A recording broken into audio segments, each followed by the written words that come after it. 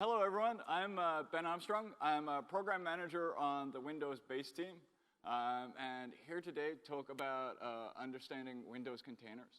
I'm actually really happy to be here this week talking about Windows containers for a handful of reasons. The first one is they've been really nice to me, and they've given me 2 sessions this week, which is exactly the sort of thing I like. Today is the Windows containers 101, where I'm going to be just spending a lot of time talking about how to think about containers, what sort of things you want to do with containers, how to use containers, you know, the practical, useful stuff. And then Friday, I have I honestly can't remember what the title is. It's like Windows Containers Internals. But that is my 400 session, which is Ben gets on stage and talks for 75 minutes about random technical minutia and forgets that there are people in the audience. Which is my sort of session that I love to do. The other reason why I'm happy to be talking about containers this week is I work on the base team at Microsoft, and we spend an awful lot of time working on crazy technology and secret privacy. Containers is something that we've been working on for years. And it has been killing me that I haven't been able to talk about it publicly. So it's lots of fun to be here talking about, hey, we built this cool thing. The final reason why I'm really happy to be talking about containers this week is we launched Windows Server 2016 last year, around October. We had a bunch of launch events. We were out, we were talking about the technology. And in the last couple of months, I've actually been able to sit down with a number of customers, with a number of users, and actually help them through the process of using all this technology. And it's been fascinating for me to see people always figure out ways to use my software that we never thought of when we were building it. So I'm going to be adding some extra details in today about like, hey, this is what we've seen people doing. Like, this is what works, this is what doesn't work, and here's what we see people doing. So before I get going, I do always like to ask questions of my audience so that I don't spend 20 minutes talking about something that no one's interested in. So a couple of show of hands questions. How many people here have tried out Windows containers? Just kicked the tires, fired up a container. Okay, I'm saying about a quarter of the room. How many people have tried Linux containers? Okay, a bit more, not that much. Okay. A really important question. How many people here in their organization go like, oh yeah, I work on the dev side of things? Couple of hands. How many people, I'm on the ops side of the world? Not surprised. Mostly an ops crowd, it's Ignite. So I will make sure that I message this to you. I will say one of the things, at the end of this session, my biggest ask to all you ops guys is get out there and start talking to your dev teams and say, hey, do you know about Windows containers? This has actually been, I talked about some of the learnings that I've had being out with customers. One of the questions that we had as we're bringing Windows containers out is we have a great team of MVPs for virtualization, but they're all very heavily ops people. And we'd actually been debating like, hey, like, how effective are they going to be at getting the message out? And it's been amazing to watch because, a week after we launched Windows Server 2016, I was at an event, went out for dinner with some of the MVPs. I was sitting down with one of the MVPs, and he was like, yeah. So I went to my dev team, told them about Windows containers, and 2 weeks later, we have all our stuff up and running in Windows containers. And they're loving it. So that's a very high level. That's going to be my big call to action for all the ops people here is be going away from this event, going back to your dev teams and going like, hey, we've got some cool new technology that we can use to make your life easier. So with that, let's jump in. And what I'm going to jump in with is I'm going to try and set very high-level scene, an explanation of why we did containers and what our thinking was around containers. because I have to say, if you come into this going like, containers, they're kind of like lightweight virtual machines. You're like 20% of the way there. As someone who has spent a lot of time in both countries, saying that containers is like virtual machines is going like, oh yeah, America, it's kind of like Australia. They speak English. So when we started working on containers, one of the big things that we were looking at was we were looking at how the world has changed. And, you know, a big thing to understand is, you know, and I like to point this out to people now, I have the privilege, the luck that I've been working on the base team for over 15 years now. And as like the old man on the team, I get to point out things that like people do a double take on, and then they stop and they think about it and they go, oh yeah, that makes sense. So when we first made virtual machines, cloud didn't exist. We didn't know about cloud computing. Cloud computing came after virtual machines. And so when we started working on containers, we realized we were in this really strange world where we had this huge amount of infrastructure called cloud computing that was built on a building block that was not designed for cloud computing. And when we designed virtual machines, and virtual machines for x86 really came about late 90s, early 2000s, a lot of our focus was, okay, we want to be able to take a bunch of physical computers and we want to consolidate them and we want to get more efficiency. And a lot of the design decisions that we made were about trying to make that virtual machine look and feel as much like a physical computer as possible so that all your software would just continue to work. For the old timers in the audience, this will mean something to you. For the new people, sorry. But I can remember in the late 90s working on virtualization and actually fixing bugs so that Norton Ghost would work inside of a virtual machine. You know, because it was all about taking the tools, taking the processes, and by the way, thank you for the chuckles for the people who got it. Taking the tools and the processes that people had for physical computers and just making them work in virtual machines. And that was the right thing to do for the time. But with containers, we really took a step back and we said, okay, 15 years have passed, it's a brave new world. What does it look like to build a virtualization object that instead of trying to be as much like a physical computer as possible is the best thing for cloud design patterns, for cloud infrastructure patterns, for all the things we do. So in that, we started looking at like, okay, how has cloud changed our customers' expectations and our users' expectations? There are a couple of big ones that pop to mind for us. The first one is availability. When, you know, in the late 90s, early 2000s, most people who were doing, you know, IT, you know, one, either didn't have an SLA because the expectation was like, shit's gonna be down randomly. That happens. Or two, had SLAs that were just hilariously low bars. You know, I remember working with corporations where their SLAs was like, you know what, if it's a weekend, we might turn the servers off. You know, that was the SLA.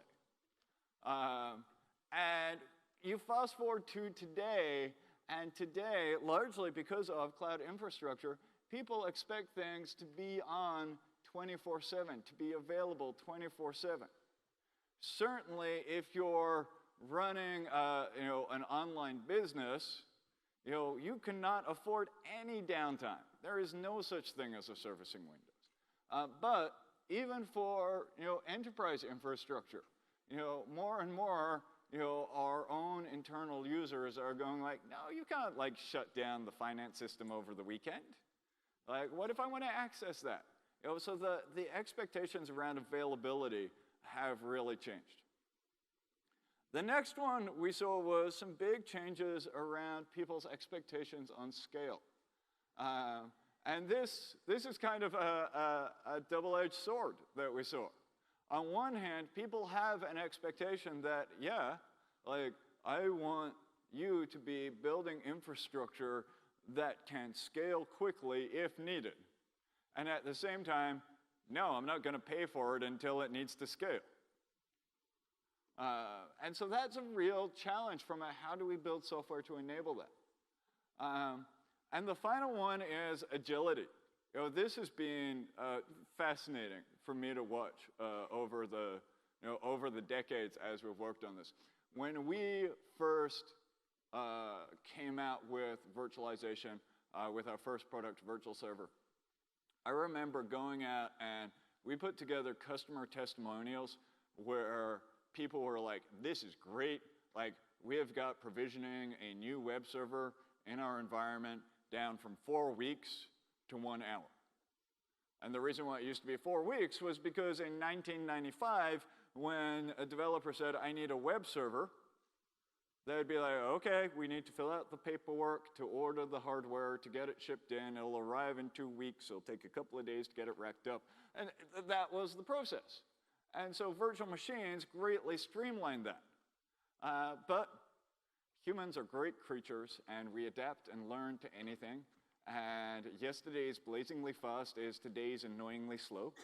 And so today, people get frustrated if I can't get that web server in under 5 minutes. What do you mean it's not ready yet? And the expectations around what rapid provisioning looks like have really changed. So what are some of the other things that we've been thinking about when we looked at containers? One of the big things that we saw with our customers, and this is actually being, I talked about what I've seen working with customers over the last couple of months. This has actually been one of the most exciting things, is what we saw as a big problem was we were like, we have a bunch of customers out there who get the promise of a cloud-native application. They get the promise of like, hey, if we could build this application using a microservices architecture, using cloud design patterns, like, it would get us a lot of benefit. But at the same time, they're going, but I have a line of business, ASP.NET on SQL application that was written 7 years ago, and it is crucial to my business, and I don't know how to get from here to there. And I am never going to have the time to rewrite that from here to there. Now, another show of hands. How many people here, and I will say have worked at, so you can pretend that you're not currently working at, have worked at a company which had the seemingly endless project to build the replacement for the current line of business application, but it never really gets complete and you're still using the old application? Yeah, we've all been there. And what has actually been great is over the last couple of months, I have seen people using containers to start to tackle exactly that problem. And that is super exciting. So containers make this much easier. So how do they make it easier? They really bring in two big elements. The first one is they allow you to have consistency throughout your entire application lifecycle in your organization. Another great one, I'm not going to do a show of hands for this because I know all hands would be up. Anyone who has a development group in their organization has experienced the developer rolling out a new version of an app that doesn't work on the production servers. Like, that happens. Containers helps immensely with that because containers become the development environment that the developer builds in and the production environment that they deploy in. And I'll step through what that looks like as we get into some of the how you use it. The next thing, though, is the efficiency aspect. Containers are incredibly resource efficient and fast and lightweight compared to a virtual machine. So, what is a container? What is this thing that I'm up and talking about? So to help kind of to set the stage, we have kind of this historic architecture walkthrough that we like to do. You know, and as I've been talking about, you know, back in ye old days, i.e. the 90s, this is how we built most applications. You had a hardware, you installed an OS on it, and you had an application running on it. So virtualization came along, and we said, okay, we're going to virtualize the hardware layer, and we're going to allow you to put multiple OSs on that hardware with multiple applications using virtual machines. So with containers, we're really doing the same trick again, but this time instead of doing the virtualization at the hardware layer, we're doing the virtualization inside the OS. And we're allowing you to take one installation of Windows Server and make it look like multiple installations of Windows Server. And specifically to the Windows world, in doing this, we're delivering two forms of containers. So we're delivering Windows Server containers, which are the most lightweight, the fastest, and we're delivering Hyper-V containers. And Hyper-V containers take all the characteristics and capabilities of Windows Server containers, but give it to you with hypervisor isolation. So I often get asked, why did we do both? What's the story here? And there's a couple of things to understand and a couple of ideologies to understand here. When we were first building Windows containers, when we were first designing this out, we were like, okay, we want this to be super fast, we want it to be super efficient, we want it to be, you know, all these characteristics where we said, you know what, this is not a job for a hypervisor, this is something that we're just going to do on the Windows kernel, and it's going to be super lightweight. So we're happily designing this, a bunch of engineers locked in a building, not talking to anyone. And fortunately, fairly early in the process, we were like, we should probably run our idea by someone who knows what they're talking about with cloud computing. And fortunately, we have someone who knows what they're talking about with cloud computing very close by, a fellow you might have heard of called Mark Russinovich, CTO of Azure. So we go to him and we're like, we're building these containers, and this is kind of what the architecture looks like. And what do you think about that? And he took one look at it and said, we're never going to deploy that. And we're like, what? And he said, no, you have no idea. Like, every workload that we put up on Azure is under 24/7 attack all the time. All the time. He's like, Azure has the biggest bullseye painted on it. Like, there is no world where I'm putting up anything that does not have hypervisor level guarantee of isolation. To which we spent a couple of weeks arguing with him where we were like, you know, that's going to be really hard to do. And he was like, well, I don't care, which is what you get to say when you're CTO. So we went back to the drawing board, and you know, we spent a lot of time kind of, one, scratching our heads and trying to figure out how on earth we were going to make a thing called Hyper-V containers work. And two, trying to figure out, are we going to do Windows Server containers? Are we going to do Hyper-V containers? Are we going to do both? And if we do both, what does that look like? So we ended up deciding that we're going to do both. Because what we realized is that there were some environments where you wanted the hypervisor isolation. And then there were other environments where it would be a problem, i.e., we are super happy that right now today, Amazon offers Windows containers as part of the Amazon Container Service. Obviously using Windows containers, not Hyper-V containers. But one of the big things, and this is a key point I want to highlight with the Windows containers versus Hyper-V containers, which is a really important thing for all the ops people in the room to understand. One of the big goals that we had with this was we wanted to make sure that the container runtime, the container files, the container management between Windows containers and Hyper-V containers 100% compatible. And this is a change that can be made at any time.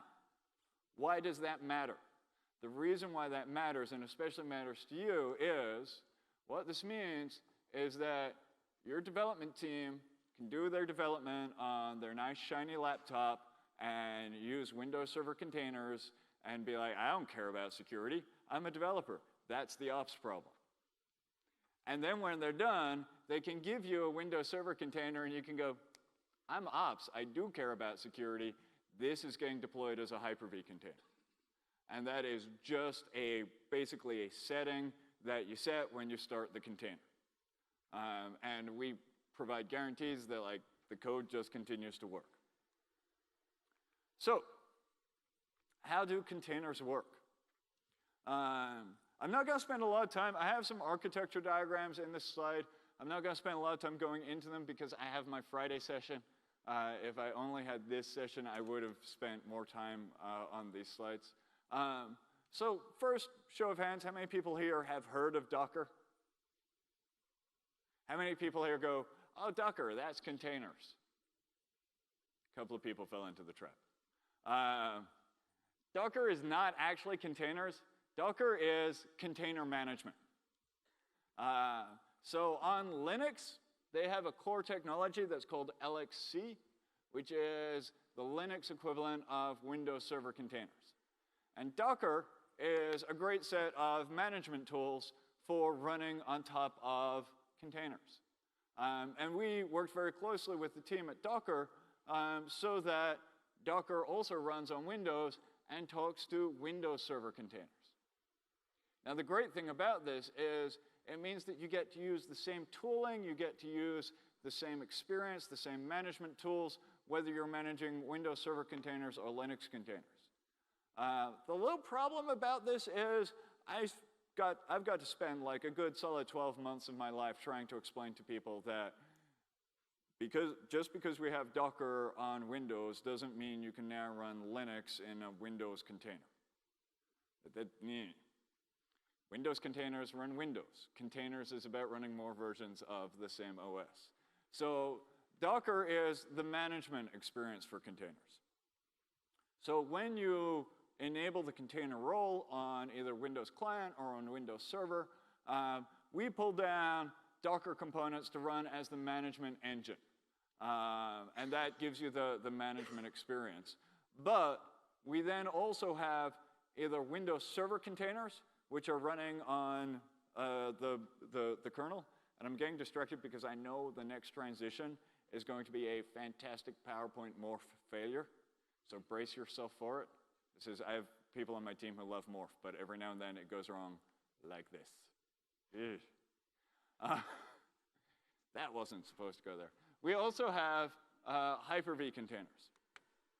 Now, one interesting thing to call out here, one of the unexpected benefits of going down the route of doing Windows Server containers and Hyper-V containers is that Windows Server containers are a great tool to use when you want lightweight containers. They're also a great tool to use when you're running on a different virtualization platform.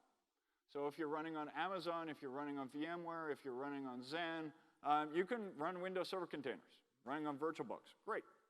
An unexpected benefit of Hyper-V containers is actually what we use to allow you to use Windows Server containers on Windows 10 desktop.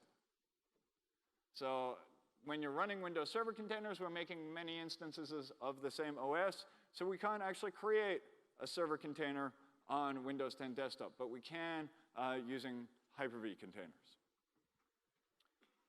So what does this then look like? And I do have a nitpick with these slides, and I'll explain my nitpick in a moment. So we did some workload tests where we said, okay, we want to test the speed of taking Node.js and Windows Server Core, setting up a Windows Server Core image with Node.js and a website and so on, and we want to test how long it takes from power on to, oh, I can hit the website. And you can see I've got in the fine print down the bottom, we've got this was done on a HP ProLiant and the details of what was used. So Windows Server container, about a second. From I need something to, oh, the website's up and running. On a Hyper-V container, because we're using the hypervisor isolation, there's a bit more infrastructure, about 3.3 seconds. And for a virtual machine, over 5 seconds to a minute. Now, I get a little grumpy about this because my marketing team put together these slides, and what it doesn't capture is that when those container ones, the 1 second, that actually includes deployment of the new OS. So for a fair virtual machine comparison, it should actually start with a blank VHD. And we all know that we would then be looking at 20, 30 minutes. So that's Node.js with Windows Server Core. What I'm super proud of is Node.js with Nano Server.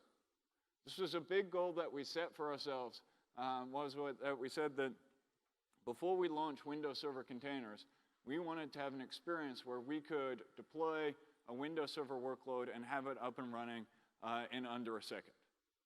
And Windows Server containers running Nano Server, we achieved that goal. So some other things to look at is disk footprint and memory footprint. So when we look at memory footprint, so for a Windows Server container, first container, starting Node.js with Windows Server Core, about 150 meg.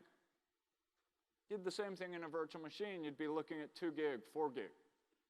Hyper-V containers use a bit more, but a key thing to highlight here is containers have a completely different memory architecture, which I'll be talking about on Friday.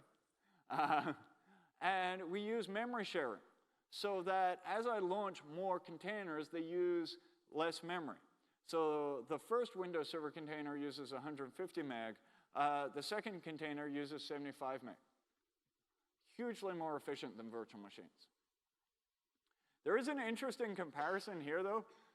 If we look at Nano Server containers, you can see the first container uses less memory, but after that, they all use the same amount of memory. And it turns out that with our memory sharing, the stuff that we save from using Nano Server is actually all the stuff that's common read-only kernel memory in Windows Server Core. So once you start racking it up, the memory difference isn't that huge. So how do you create a container? I'm going to jump over a slide and go into my demo.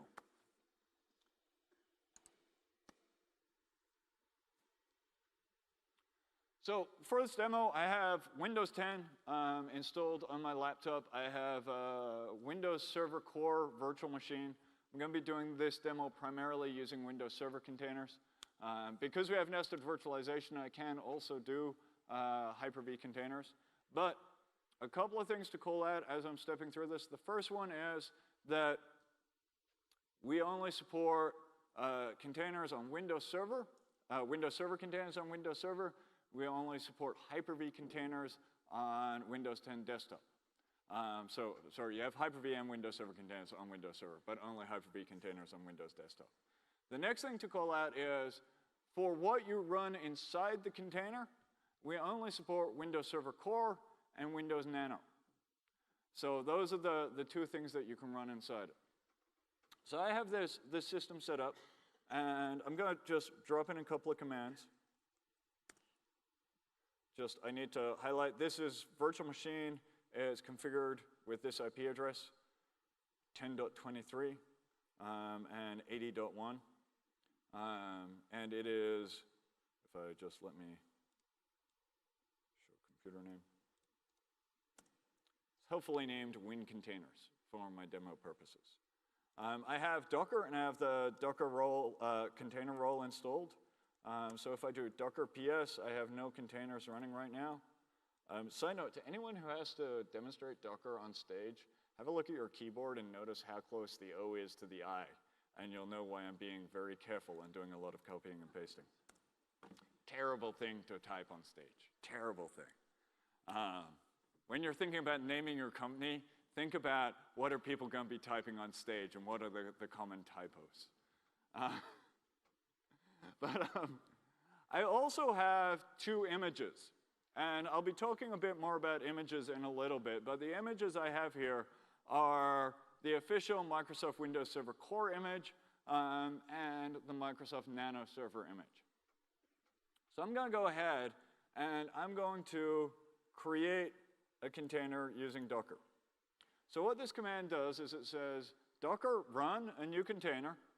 The --rm is a great demo tool. It says delete this container when I'm done, so I don't have to clean up my demo. -it is interesting. That says, can you give me an interactive terminal? Because Docker is designed for running server containers by default, so its default behavior is to start it and run it in the background, which is great for production, terrible for a demo. So I'm saying, give me an interactive terminal. Use the Windows Server Core image from Microsoft and start the command prompt. So I'm going to hit that, and in about a second, we have just provisioned a new instance of Windows Server. Interesting. So let's have a look at this. So I can run ipconfig, and it's got a different IP address than the host. If I look at the computer name, it's got a different computer name that just got automatically generated. It has its own file system, its own identity. So let's exit that, and it's going to destroy that straight away for me. Very handy. So it's gone. And now I'm going to do another one. And this time I'm going to say, hey, this time, can you give me a container that's using Nano Server, and instead of launching the command prompt, can you launch PowerShell? So there we go. New Nano Server instance deployed, booted, PowerShell started, I'm connected. I can do get process, and we can see this is Nano Server because it has a lot fewer processes inside it. If I was running in Server Core, there'd be a lot more. I can, again, look at the computer name. It's got a newly generated computer name. So there's a couple of interesting things to call out here. There's a lot of steps that I did not have to do. I did not, for instance, have to specify the computer name. Because do you want to know something interesting that we noticed about people using virtual machines in cloud environments? How many people here, when they're creating virtual machines in cloud environments, give the virtual machines greatly descriptive, unique names that mean something very important to them? You know, we've all created too many virtual machines. Most of the time, what we're doing is we're typing in something and then randomly hammering on the keyboard and going, yeah, that's a unique name. So this is an example of where, with containers, we looked at and we said, look, this is the pattern people have. All they care about, is it a unique name that I can look up when I need it? So rather than making you provide a computer name, we say, okay, fine. We will generate a unique computer name, and you can look it up if you need it. So let's jump out of that, and then let's switch back, and let's talk a bit more about these images that I just used for this demo. So there are a couple of big fundamental architectural mind shifts when looking at containers and thinking about how you use containers versus virtual machines. And the way container images work is one of the biggest differences. So the first thing I want to ask is, for all the virtual machine people in the audience, forget about virtual hard drives for the next 20 minutes. Because these are not virtual hard drives. And anything that you think about with virtual hard drives does not apply here. So what is the container image? It is the files that comprise the container. But they're not stored in a single blob like a virtual hard drive. We actually store them in a special location on the Windows system drive. And it's a collection of files and metadata. And the way you use containers is, if you think about virtual machines, everyone primarily uses virtual hard drives, and we have this technology called differencing disks that some people use, but a lot of people avoid. So when you use containers, you only ever use them in layers. Every time you start a container, you're actually creating an image layer on top of another image. So when I was creating those containers right now, I was creating an image layer on top of a base image that was distributed by Microsoft. So you're always going to have this base image, and then you have the image layers that contain the different files and folders. Now, a couple of questions that often come up. The first classic question that comes up is, can I build my own base OS image layers? And whenever someone asks me that, that is a big red flag to me. That's like, oh, you don't understand containers yet.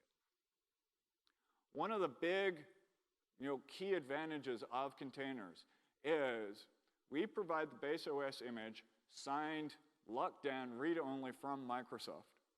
And the fact that we've done that means that everyone has the same base OS image layer. And because everyone has the same base OS image layer, that is what enables the portability and the reliability and the repeatability of these workloads.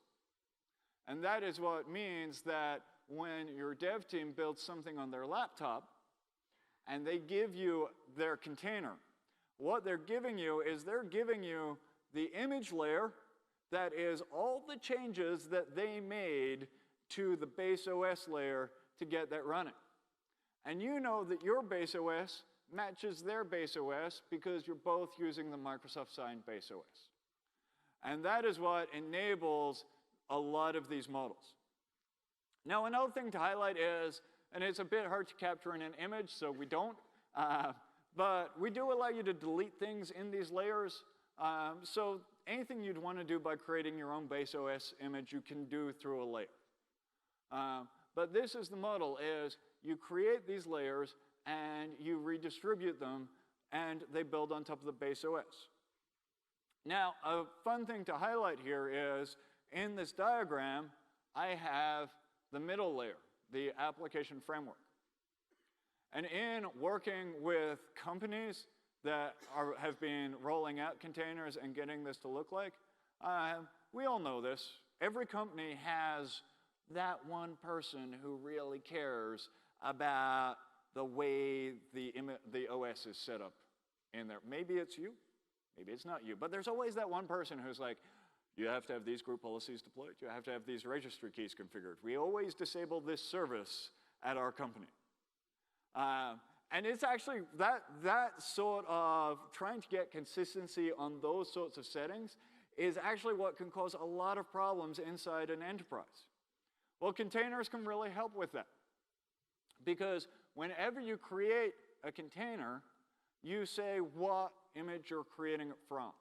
So if you think about the demonstration that I just did, I was going run container from Microsoft/Windows Server Core.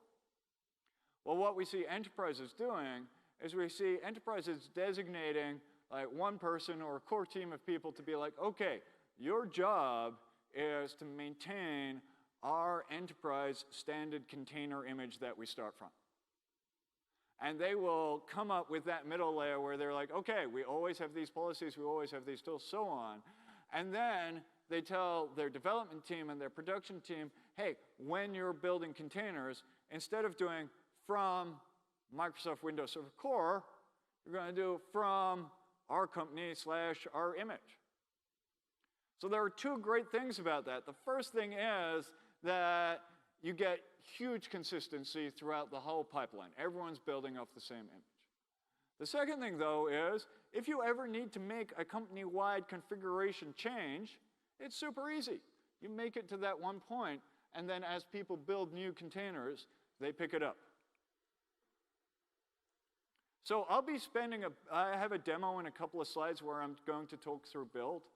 One of the next big concepts to understand is when you start thinking about containers and thinking about container workflows, it is really super easy to build a container, to get a container up and running.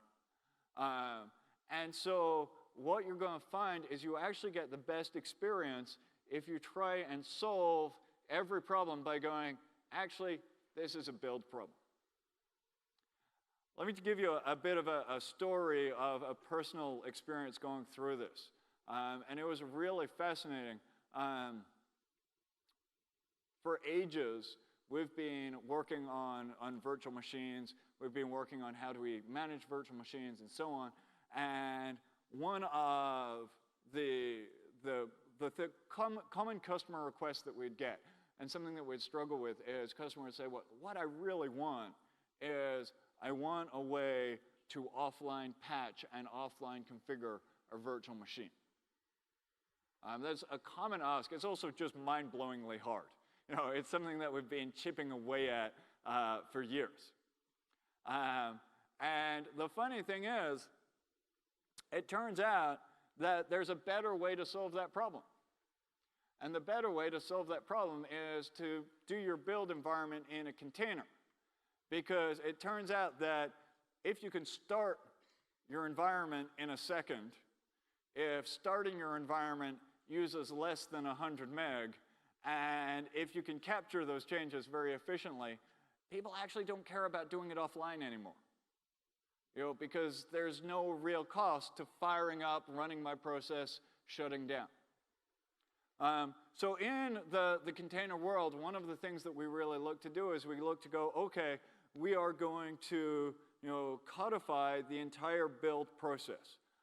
In Docker, that's done using Docker build and Docker files, and I'll show that in a moment. We then have a registry. And registries are basically infrastructure to allow people to easily grab images and push and pull images. So when most people start using Docker, you're actually using the Docker official registry. And this is what we use for distributing our Microsoft Sign images through. Now, the great thing about the Docker official registry is you put an image up there, anyone in the world can hit it. It's super accessible. It's super reliable. Fantastic. The downside of it is you put an image up there, anyone in the world can hit it, which is obviously not ideal for many enterprises. So the great thing about that is that we also have on-premise options for setting up Docker registries. And just to step through a bit of the logic in the process here, if you have a small development team, if you're talking like we got 3 guys on dev and we've got 2 people on ops, you're probably not going to bother setting up a registry. You're probably going to set up a file share, and people will just run the commands to import and export Docker layers as appropriate. But as you start to scale that up and as you start to automate that, you're going to want to be able to do more version control on that and to have more process on that. And that's where you're going to want to say, like, okay, I'm going to set up a Docker registry inside my enterprise so that this becomes easier to manage.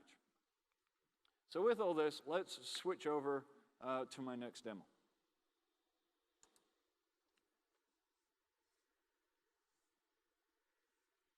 So here I have, again, and just to show, copy and paste. So this is my demo system, and I have my 2 images. And you now know that these are the official Microsoft images. But what I want to do is I want to create a new image that I can use for deploying IIS servers. Fortunately, I have everything set up and ready to go. So if I change into this directory, I have a Docker file, and this is just a plain text file. And this is the build file for Docker. And it says, using Windows Server Core, create an image with the following label and description and metadata. To build it, I want you to run the following command. And I just have a single command here, but you can have multiple commands for more complicated builds. And when people start this container, if they don't tell you to run something, then just run ping to keep yourself alive. So that's a very basic, simple one. So I'm then going to say this command where I'm going to say, build the IIS image from the Docker file that's in this directory. So this is then going to go through the commands in that script, and is going to run them. And I'll be talking later in this deck about how you update containers and how you keep containers up to date. Really, our #1 recommendation for how you should be thinking about keeping containers up to date is this. You should be creating build files, and when you need to update a container, you should be rebuilding the container. That gives you the most efficiency, the most reliability. Now, you can do it by hand. You can do it interactively, but we really do not encourage that. So having a look at the output, you can see we're going through the build file. It started the PowerShell command for installing IIS. My hard drive light is flickering away right now. And this is all being done online. It's fired up a container, it's running through the processes, and it's just tracking the differences. And at the end, it's gone through and it's captured that all as an image. So now if I come back to my system and I run Docker images, I have an IIS image. Now at this stage, I could export that image, and it would create a nice zip of that. I could put it up on a file share and be like, hey, people, if you want to start with IIS, pull this down, start it up. I could upload it to Docker registry. In fact, we have already, so you don't have to do this demo yourself. There is a Microsoft IIS image up there. But now that I have this, what it allows me to do is it allows me to go, okay, I want to start new instances of Windows, but this time using that image instead of Windows Server Core. So I have a little command here, and what it says is hey, Docker, I want you to run this container. This time, run it in the background, because this is a proper server. I'm set to use NAT on this. It's not directly connected to the network, so can you please map port 80 in my container host to port 80 in the container, and the image I want you to use is IIS. And because I always like to prove things, and I also like to show cats, so this is, see, it caches it is the problem. This is why I come over here and refresh, because I do want to show that the IIS server is not currently running. There we go. So I'm going to run that, and I have an IIS server up and running. If I have a look, you can see it's running. It's been up for 6 seconds, and now if I come and refresh, it's there. So the key thing I like to point out with this demo, and let me just quickly clean it up, otherwise I forget about it.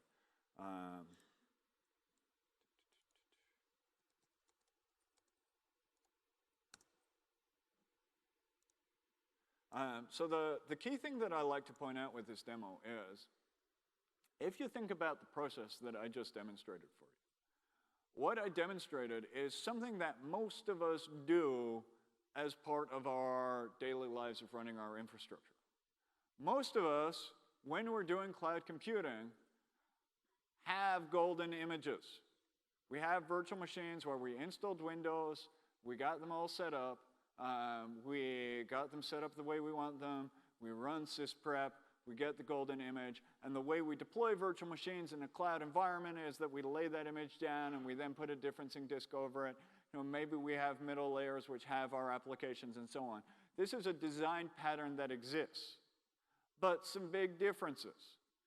The first one is, I just did that in 5 minutes. I would love to lay down a bet to see if anyone could start from scratch and do that with virtual machines in under 8 hours. Because one of my favorite examples to pick on this flow is, how many people here can honestly say that the first time they tried to make an unattend.xml file, they got it right the first time? No? Wow. Usually I have someone who's like, yeah, I did it. I'm like, liar. Because the interesting thing to highlight here is at no stage did I run sysprep. And why is that? Well, this comes back to being designed for cloud patterns versus being designed to copy a physical world. Now, in a physical world, the idea that, hey, the next time that instance of Windows boots, it's going to be on a different computer with different networking details and different is genuinely surprising. It's genuinely weird. And there are large parts of Windows which are designed to assume that the next time we boot, we're going to be on the same piece of hardware as the last time. And so sysprep is basically a tool to let Windows know, hey, something unusual is about to happen. But in a cloud world, that is not unusual. That is default. And so we went through and we did the work with containers to say, okay, like we're going to make it so that Windows running in a container knows that every time it boots, it's probably going to have a new ID. It's going to have a new computer name. It's going to have new details. And that's just one example. There's a lot of steps in this process where we looked at what are the things that we're doing with virtual machines that are really just hangovers from this physical world. And how can we design a system where the things we're doing with virtual machines are so much more efficient? So now, I love this section of the deck.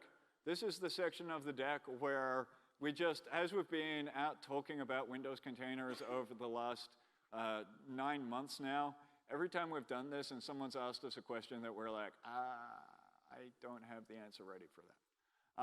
We've put a slide in this section. So what about licensing? This is a common question, and I'm actually really proud because normally I get on stage as the core tech person and people go, what about licensing? I go, I don't know. I build software. So I can tell you, the way we ended up licensing containers is for Windows Server containers, we license them the same way we license applications, i.e. unlimited. For Hyper-V containers, we license them like we license virtual machines. So if you have data center, you can run unlimited. If you have standard, you can run 2. So what about patching and update? And we spent a lot of time arguing and debating this inside the team. And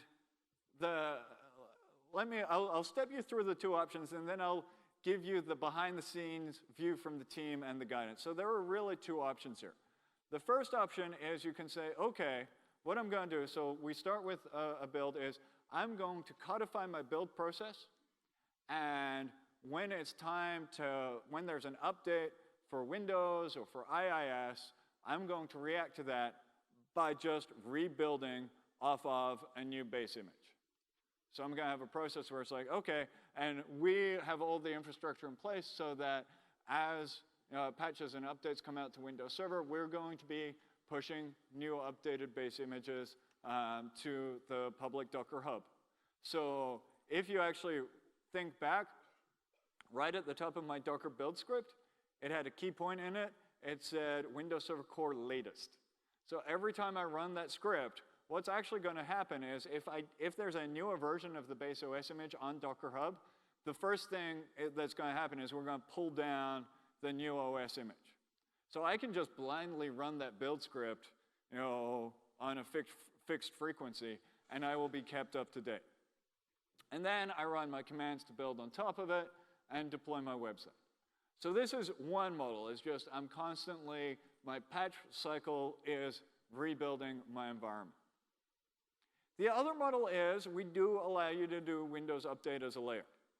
And what this looks like is now I have my image stack built, and I can go in and I can say, okay, I'm going to apply a KB to this.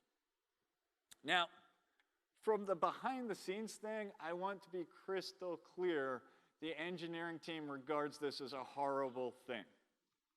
And we had a huge argument back and forth, and there was a large percentage of the engineering team that was like, we should not enable this. People will shoot themselves in the foot, and they will hate themselves in the morning, and it's a bad thing.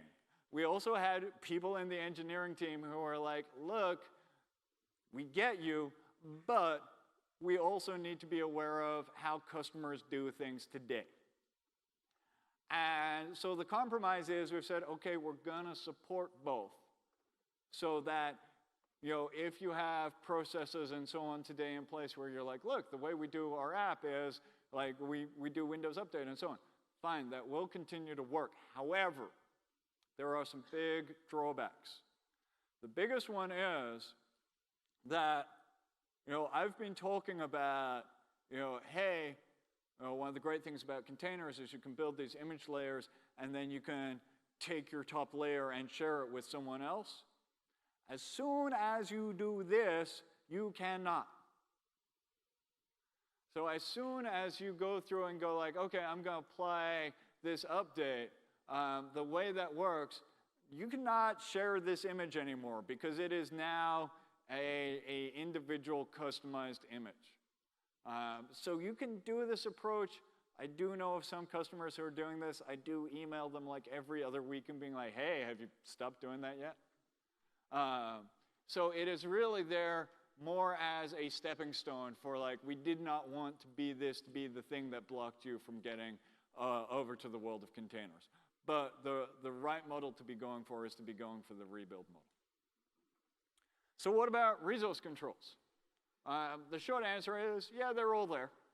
All the resource controls that you would expect for a virtual machine, we also have for containers. So you can go in and you can manage these in a multi-tenant environment and control which containers get what resource. What about networking? I am going to dodge a bullet here because I want to be very clear and say I am not a networking person. So I'm going to pull up this slide and be like, yeah, networking's complicated. It's complicated for virtual machines, and apparently it's just as complicated for containers, and apparently that's a good thing. So there are a lot of options for networking for containers, and I'm not going to go into huge amounts of detail. So what about storage? So there's some important things to understand, and there's some misnomers to try and correct. One of the things that a lot of people go around saying is they're like, oh, containers are stateless. You can't persist data in them. You absolutely can, you just shouldn't. And that's actually a really important thing to understand. There is nothing that stops you from going into a container and installing SQL and saying, yes, SQL, you should store the database on the C drive. That would be a great idea. SQL will happily go ahead and do that. Please don't. None of the tooling or the infrastructure is designed to do that, and I can guarantee it will cause you grief at some stage. So the container image, while you can persist data in the container image, it's not designed for that. We have a bunch of tooling that will arbitrarily go through and mess with it, and it's also not the thing that we spend a lot of time doing performance tuning. So what do you do for your persistent data? Because I do have to smile, and this kind of comes back to the whole dev versus ops and the whole divide is that I like to joke whenever I hear someone say, oh, my application is stateless, I don't care about data. I'm like, no, what you're really saying is, my application is stateless, someone else cares about the data. Because whenever we find these people going like, we have a stateless application, it's like, really? You don't talk to any databases? And they're like, well, yeah, there's a database somewhere in the infrastructure that stores the data. So what about this persistent state? There are really two options. The simplest one is the one at the bottom, which is, hey, if it's available, if you can access it over the network, do it over the network. Put it on an SMB share. The other one is we do have infrastructure called volumes. And what this allows you to do, I'm going to quickly click through this animation build, is basically when you start a container, you can tell Docker, hey, I want you to expose this path in the container host to that path in the container. So you can actually see the command up here. That laser pointer isn't working. Let me go and see if I can. This is terrible. Up here. Where this is saying, hey, can you expose d:" container data on my host as c:" data in the container? And you can map that through to any location. And that's actually what we see most people doing. And in a proper production environment, what we're actually seeing is that the container host has some sort of SAN or array exposed to it, and then they're using these volume mappings to expose folders off of that into the containers. So what about Active Directory? This is actually, this is something I am immensely proud of, because genuinely I did not think we would be able to get Active Directory to work. Because if you think about all the things I've been talking about with containers, where I'm like, they're super lightweight, you can deploy them in under a second and so on. Do you want to know what is not super lightweight? Joining a domain. So I'm not going to go into detail here, because this is like a 20-minute discussion on itself. We have some great infrastructure on, some great documentation up online on this. But we do have a great way to allow you to have containers use Active Directory for authentication when accessing remote resources. It is super lightweight. It does not slow down the container start at all. It's also something that I'm really proud of, because it is a great example of somewhere where Microsoft, with our enterprise focus, has done something much better for security than Linux does. Because we did a lot of work to make it so that you can do this with Active Directory. When we look at what's happening in Linux, what we see is most Linux containers are either, one, using certificates, and we all know how much everyone loves certificate management, or two, they're just hard-coding passwords. This is a terrible thing. If you're an InfoSec buff, a great Friday afternoon activity is just go to GitHub and search for Docker file password. And you will find mountains of Docker files that people have published to the public GitHub, which have that password in them. It's fantastic. Don't ever do that. Use Active Directory, and you don't put passwords in your build files. Now we're running short on time, and this is my favorite set of slides to blow through way too fast. Another big question that we get is, okay, what do I use for automation and management? And the short answer to this is anything you hear about. And to give the more nuanced answer to that, there's two things to understand. The first thing is there is an absolute explosion of tools and work going on around container orchestration, management, so on. The second thing to understand, though, is because of our partnership with Docker, anything that works on Docker, and they all do, just work with Windows Server containers. So, Docker Compose, Docker Swarm. Docker Compose allows you to define multiple sets of containers. Docker Swarm allows you to scale out a cluster of containers. Both of these just work with Windows containers. We have Azure Service Fabric, works with both Windows and Linux containers.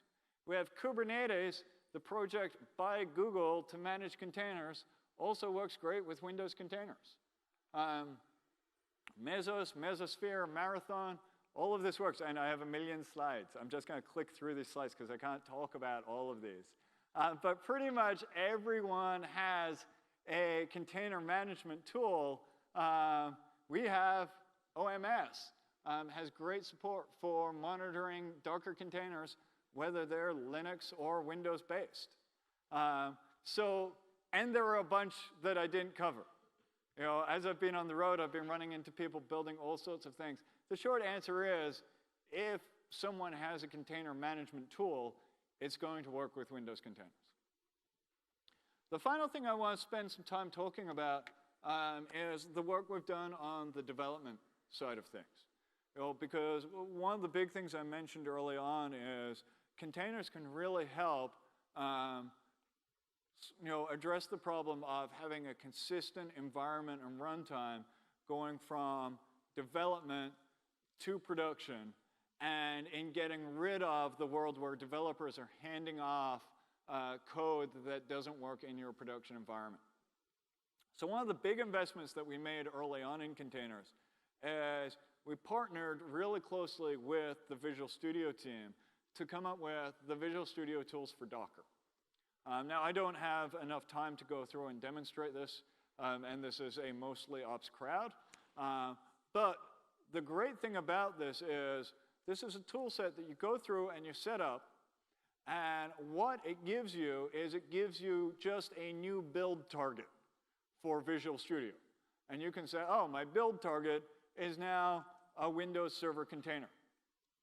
And now, when your developer is working on an ASP.NET application, when they hit F5, they build a Windows Server container using Docker under the covers. They test their application in that Windows Server container. And when they're done, they're able to hand off to you a Windows Server container that you can then deploy in your production environment, and it has all the environment that they were running in.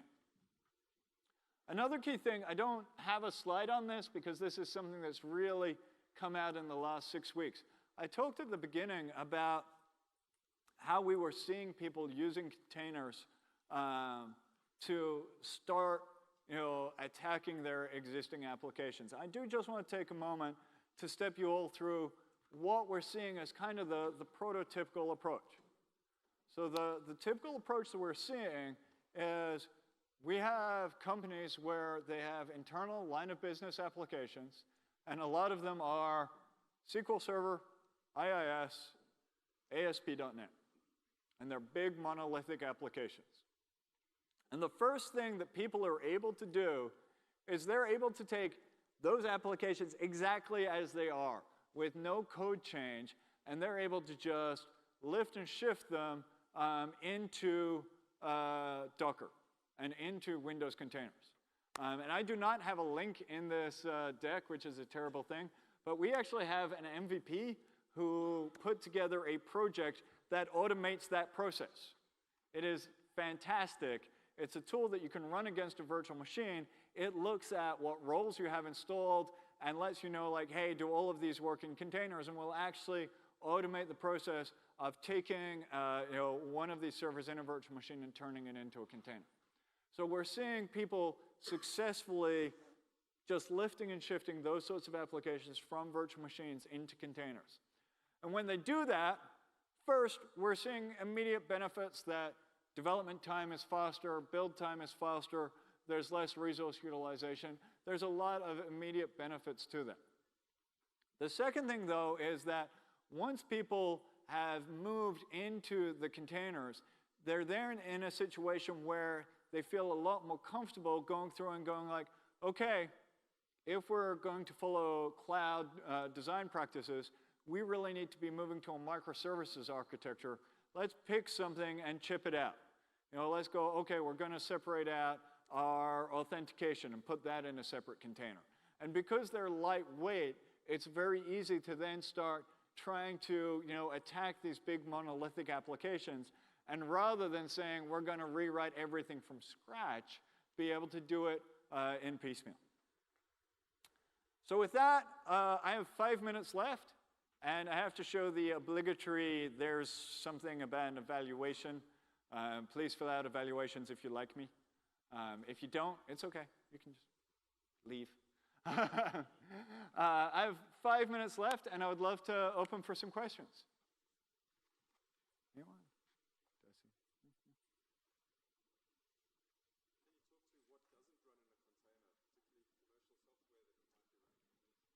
So the question is, what doesn't run in a container? So there's a two-part answer to this question. The first part is, and I mean, I will say this is super frustrating for me to say, but I'm just going to come out and call it. Anything that doesn't run on server core doesn't run in a container, and there's a heck of a lot of commercial software that doesn't run on server core. And that's really frustrating. When we actually, because I'm very intimate with this, because for about 12 months of the development cycle, I was the person in charge of the application compatibility test suite. And there was a lot of stuff that we wanted to run in containers that just doesn't run on Windows Server Core. So that's the first thing. The second thing, and this is a much smaller set of things, is that if your application needs to install kernel mode components, then that does not work in containers. Now, there are actually very few applications that do that. The most common thing that we see is if people install file system filters, that doesn't work. But really, that tends to only be kind of the advanced security applications. Most applications, if they run on Server Core, they run in containers.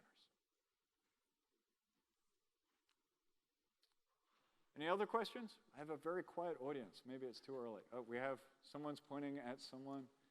Yeah.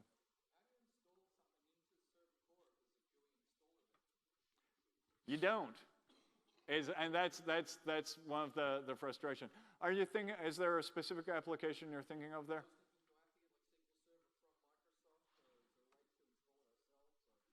So one, that's actually a really good discussion. So a couple of points here, 3 points to bring up.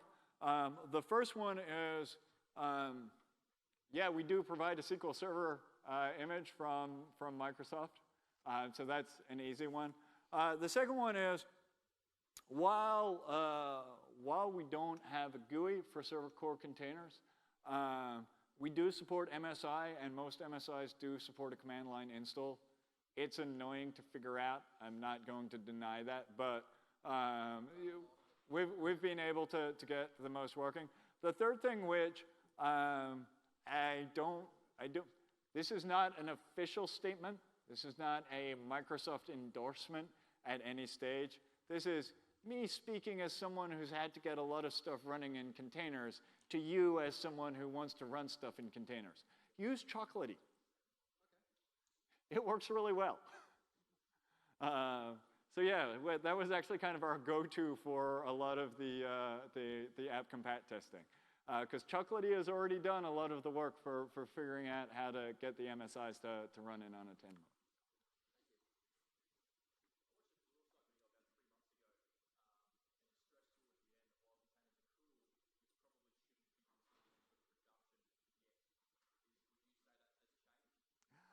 That's always an interesting one. So the question was, watched the video 3 months ago and said, well, containers were cool.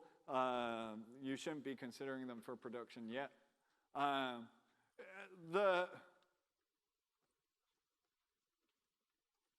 very hard one to give a straight answer on. So let me try and be as blunt as I can be.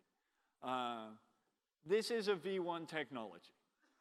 And certainly, I would not want anyone to get fired from their job by running back to their company and destroying their company following guidance that I've given.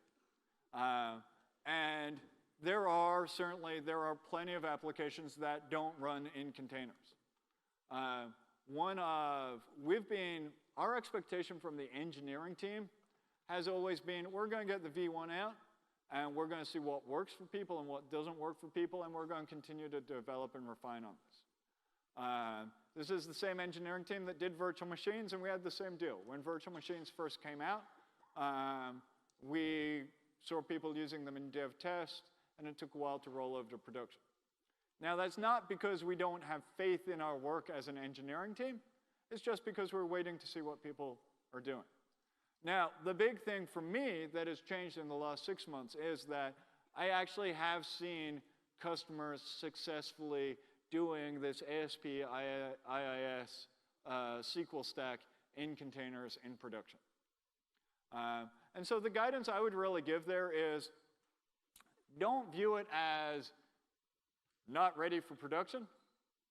View it as, I need to find out if it's ready for production.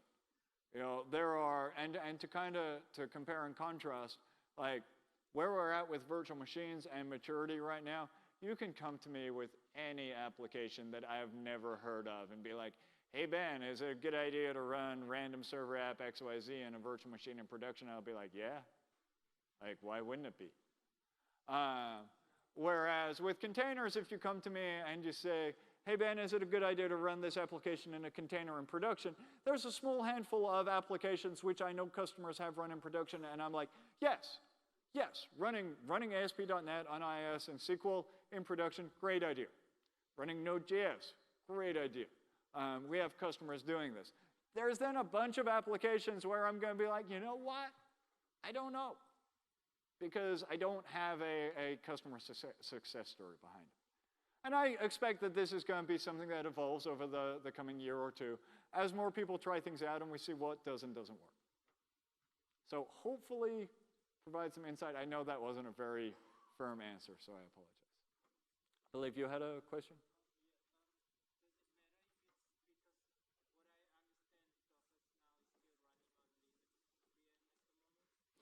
No, it's not. So when you're using Docker with Windows containers, you are running a Windows binary that is Docker on Windows. When you use Docker on Linux, you're using Docker on Linux.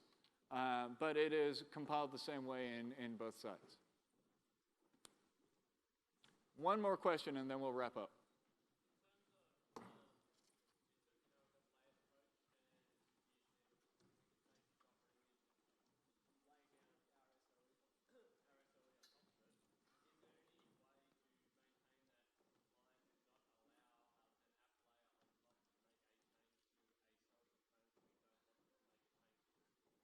So the question was basically, do we have any compliance infrastructure to enforce people doing the correct things with image layers? The short answer is no at my level. We are looking to a lot of the management tools to provide that. I know, for instance, Docker Data Center provides a lot of controls around that. And for a lot of those more advanced environment requirements, that's where we're going to be pointing to the various management tools and saying, go find a management tool that provides that and have that be the standard in your environment. But at the core engine layer, no.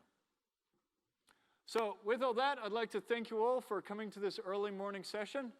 And I hope the rest of the day is